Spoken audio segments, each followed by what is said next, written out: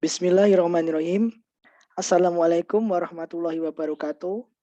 Perkenalkan, nama saya Brahmandia Panji Prakosa dengan NIM B100190309 akan mempresentasikan hasil proposal yang saya buat dengan judul Analisis Faktor Human Capital dalam Tata Kelola Badan Usaha Milik Desa. Latar belakang.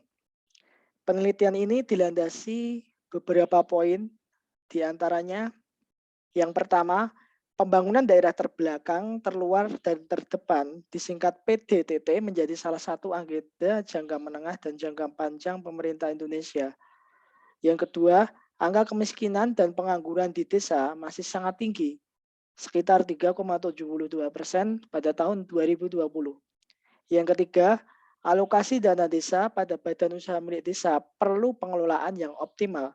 Yang keempat, faktor human capital memiliki pengaruh dalam tata kelola badan usaha milik desa.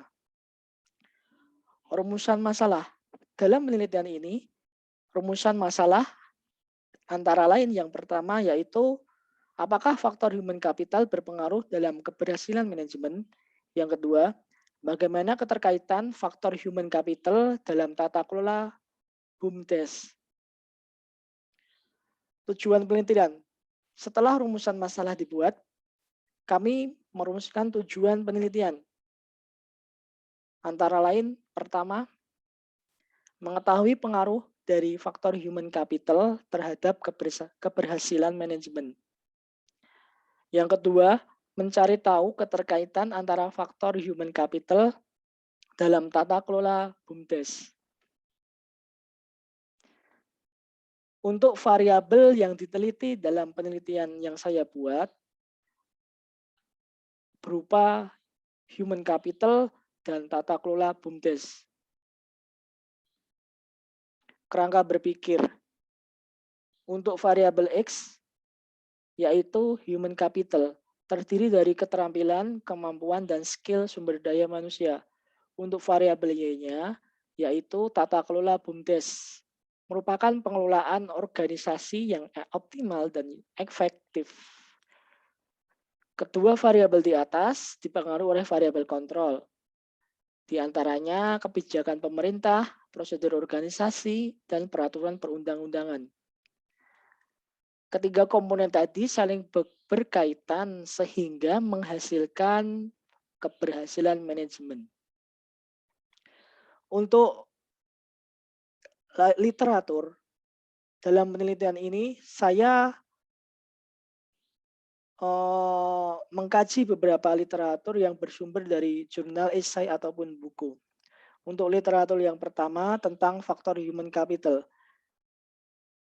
Dikutip dari pendapat Larkan tahun 2008 halaman 57, pada abad 21 perusahaan semakin sadar untuk meningkatkan pengelolaan sumber daya manusia.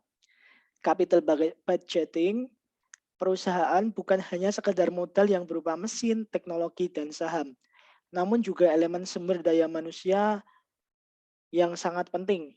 Oleh karena itu, pengelolaan SDM harus ditingkatkan agar mencapai tujuan dari suatu lembaga ataupun perusahaan.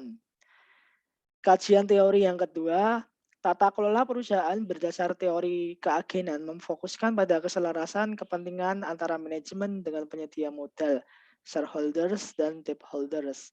Perumusan masalah atau perumusan faktor keberhasilan manajemen dapat dilakukan menggunakan metode analisis SWOT, Strong, Weakness, Opportunity, and Threat. Dikutip dari pendapat Charles Rodriguez tahun 2004.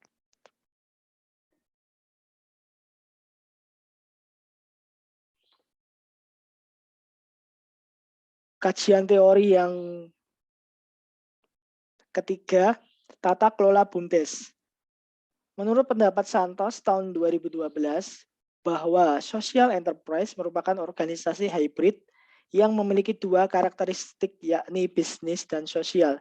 Sehingga dalam pengelolaan BUMDes lebih banyak menggunakan sistem pengelolaan organisasi social enterprise. Dari penelitian atau proposal yang dikemukakan Sebelumnya, saya membuat hipotesis. Hipotesis yang ada dalam penelitian kualitatif ini merupakan hipotesis asosiatif yang menilai hubungan di antara dua variabel. Hipotesis 0. Tata kelola BUMDes tidak dipengaruhi oleh faktor human capital.